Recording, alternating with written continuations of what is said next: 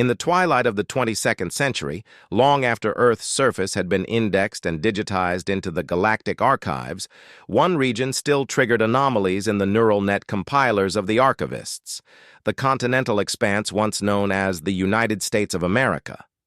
It was not just the velocity of its rise, but the raw, volatile nature of its formation. How fragmented colonies, riven by internal contradictions, sculpted a republic that echoed through centuries. Tari IV, a xenohistorian of the Council of 11 Worlds, was assigned to audit this timeline. Human history was not unknown, but the underlying currents, the motivations, the contradictions, remained opaque to most synthetic minds.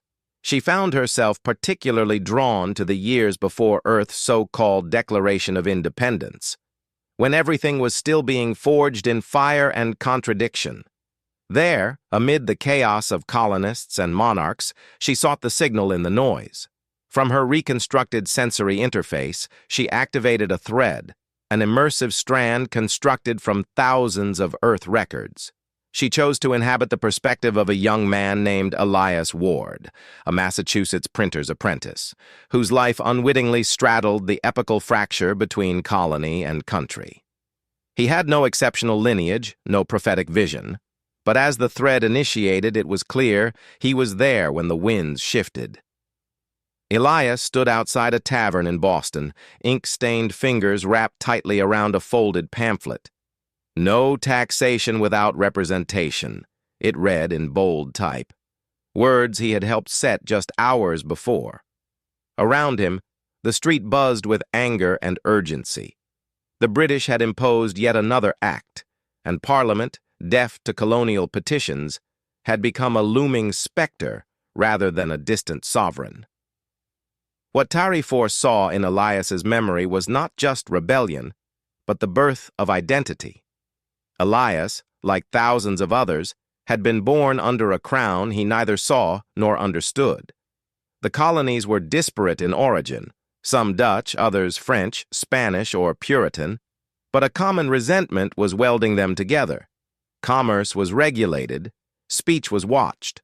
The world they were building was being clipped by a distant hand. He stepped inside the tavern, where his employer, Samuel Harker, argued with a customs officer. "You bleed us dry and call it civilization," Harker spat. "We built this land with our backs. You rule it with ledgers." The officer countered, more weary than hostile. "Without the crown, you'd be overrun by wilderness and war." The exchange, though brief, was volcanic. Neither man was wrong, and yet neither could reconcile the other's truth. Elias listened and understood something unspoken. The colony was not just protesting taxes, but declaring a psychic divorce. They were ceasing to be subjects and beginning to be citizens.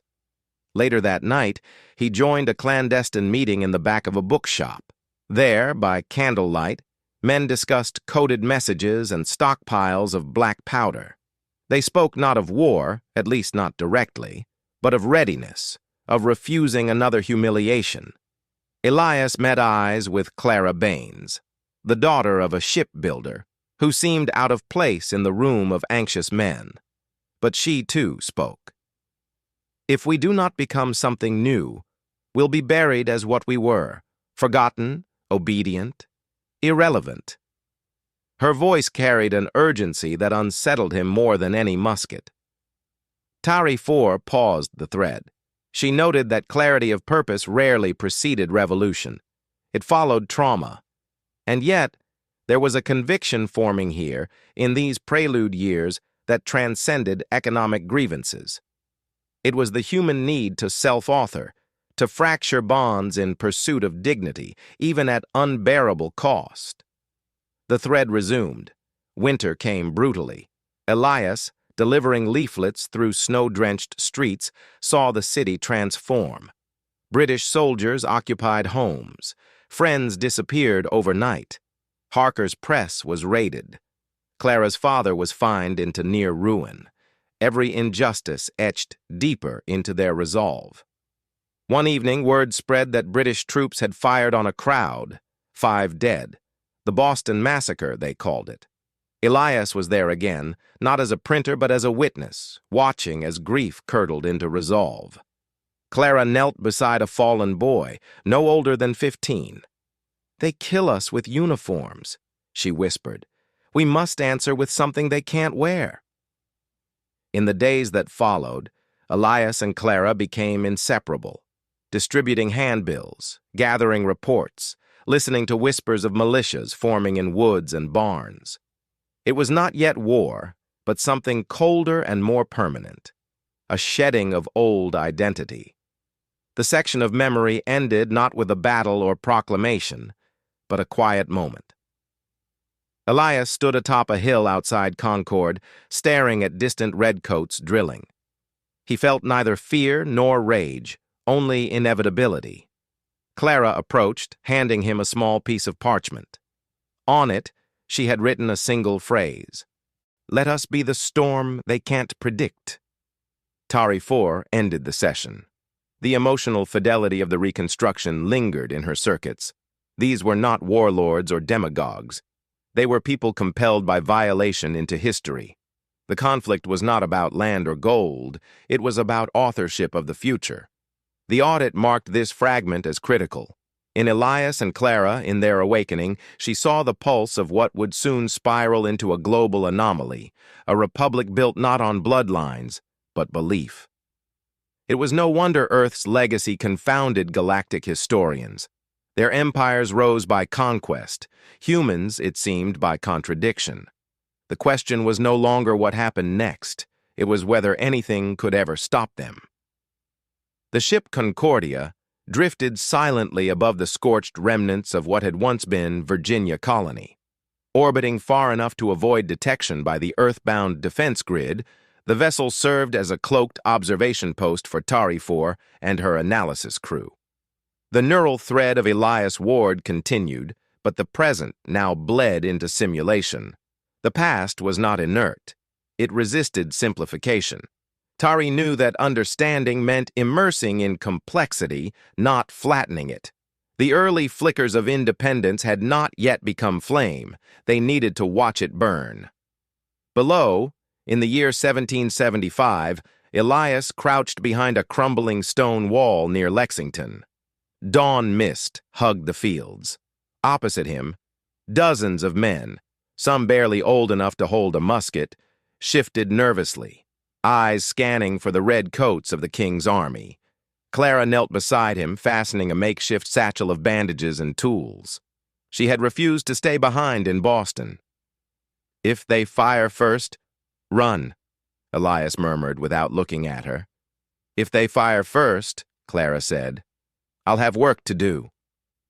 Moments later, the British column appeared, their scarlet uniforms strangely vivid in the morning light. For a breathless second, no one moved. Then a shot cracked the air. No one could say from which side. The world lurched forward. Elias didn't fire. He couldn't. His hands trembled. Beside him, a farmer collapsed with a hole in his chest. Clara rushed toward him without hesitation, even as muskets flared around her. Elias wanted to scream, to stop her, but he was frozen. Not by fear, by realization. This was real. This was irreversible. After the skirmish, the dead were laid out in a churchyard. Clara worked until her fingers bled, eyes hollowed by grief. "It's no longer about whether we want this," she said. "It's begun. Now it's about what we're willing to lose." Back aboard the Concordia, Tari IV noted the transformation. Elias had crossed a threshold. No longer an observer or apprentice, he had become a participant, shaped by history, and now shaping it. But he carried guilt, and guilt, Tari had learned, was one of humanity's most catalytic emotions. The following weeks blurred into constant motion. Elias helped smuggle weapons through forest trails. Clara became a courier between townships. Their relationship deepened, not through confession or romance, but through shared exhaustion and trust. There was no time for declarations, only survival and purpose. In a dimly lit room in Philadelphia, Elias found himself listening as delegates debated the impossible. Should 13 colonies declare themselves free from the most powerful empire on Earth? The room pulsed with heat and tension. Some argued for diplomacy, others for immediate severance. "It's not that we believe we will win," one said. "It's that we believe we must be free even if we lose." Those words struck Elias harder than any musket. Freedom was not the prize of victory. It was the condition for which war was worth waging. It was a terrifying thought. Clara, meanwhile, had grown harder. She spoke less and worked more, her eyes rarely lifting from her tasks. She had seen what loss looked like, and now she bore it like armor. When Elias mentioned the possibility of open revolution, she didn't flinch. "They won't stop," she said, "so neither can we." The British crackdown in New York became the next spark. Homes burned. Suspected rebels were executed. The line between subject and enemy blurred. Tari observed Elias as he penned his first public address, signed only with his initials. It was read aloud in town squares and printed in underground broadsheets. "We are not rebels. We are reminders that power without consent is tyranny, and obedience without question is extinction." The document spread faster than expected, its tone catching something raw. It was not idealism. It was defiance carved from despair. For the first time, Elias understood that words were not just weapons. They were blueprints. If used well, they could build something no musket could destroy. Yet each day demanded more secrecy, more trust, more sacrifice. Clara was caught and questioned by loyalists, but gave nothing away. She returned bloodied but unbroken. When Elias tried to embrace her, she held up a hand. "We don't get to be soft now, not until we win." The second turning point came in June, when rebel militias, emboldened and exhausted, stood their ground at Bunker Hill. Elias fought this time. He saw men he knew fall beside him. He watched smoke twist skyward, blackening the sky like prophecy. When the rebels finally retreated, they did so not in fear, but fury. They had inflicted massive losses. The message was clear: they would not be crushed easily. Back in the ruins of a makeshift camp, Elias sat beside Clara, his face streaked with soot and disbelief. She handed him a charred fragment of the rebel flag, half burned but still recognizable. "This is all we have left of the old world," she said. "It's enough." As Section 2 closed, Tari 4 recorded a final observation. The characters had now internalized the war. Elias no longer needed convincing. Clara no longer needed faith. They were not symbols. They were scaffolding.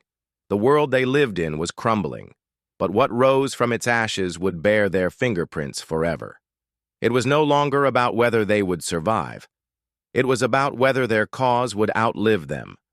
The winter of 1777 carved its signature into every breath Elias Ward exhaled. Snow coated the ridgelines around Valley Forge like a judgment, and every footfall sounded like brittle glass. Elias trudged through the icy encampment with a musket slung over one shoulder and the weight of near defeat pressing against the other. Around him, men wrapped in ragged cloth murmured prayers to gods that no longer answered. Their boots, if they had them, were split and bleeding. Their eyes, if they lifted them, held only embers of resolve. The dream of liberty had become frost-bitten flesh. Clara stood at the edge of the infirmary tent, her hands blackened from hours tending wounds and scouring rot from flesh. She didn't flinch when she saw Elias. She merely nodded and kept working. Their affection had long since been transmuted into something quieter and harder, an alloy forged in necessity. He sat beside her after a while, not speaking. Words had grown scarce between them. What mattered was presence, the unspoken assurance that neither had broken. In truth, they were both already cracked, but not yet hollow. That night, Elias joined a private council convened under General Washington's temporary shelter. Maps were spread across the table like desperate prayers. Supplies were dwindling. Morale was brittle. Defections rose with every new snowfall. Yet no one in the tent suggested surrender, not because they still believed victory was likely, but because they knew what surrender would mean. To accept again the leash of empire, to admit the past 2 years had been a fever dream of fools. When Elias returned to his post, he found Clara waiting by the fire pit, her eyes rimmed with exhaustion but sharp with clarity. "We're not meant to win this," she said softly. "But if we lose, they have to spend centuries fearing what we almost did." The battles that followed were fought not just with bullets, but with rumor and resolve. Elias became part of a covert communication network, a whisper chain stretching from Philadelphia to Charleston. Messages hidden in hollowed-out candles, codes tucked in children's rhymes.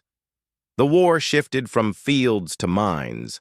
Clara operated behind enemy lines now, posing as a loyalist nurse in captured cities, extracting intelligence and slipping resistance literature into officers' satchels. One evening in 1780, they met in secret in a barn outside Saratoga. They hadn't seen each other in nearly a year. Elias had grown leaner, his jawline sharpened by starvation and command.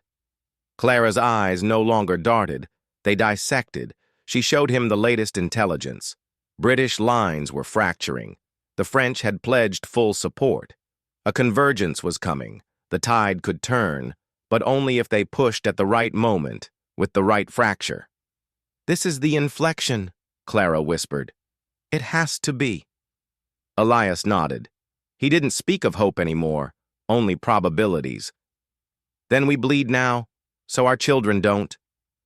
In the months that followed, Elias led several covert strikes that sabotaged British supply chains.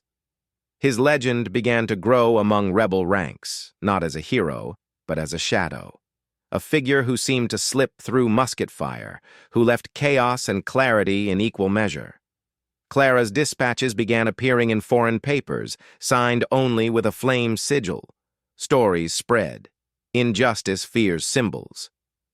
In 1781, at Yorktown, the final arc tightened. Clara stood among the medical tents as the cannons roared. Elias, somewhere beyond the tree line, led the assault wave through trenches thick with mud and screams.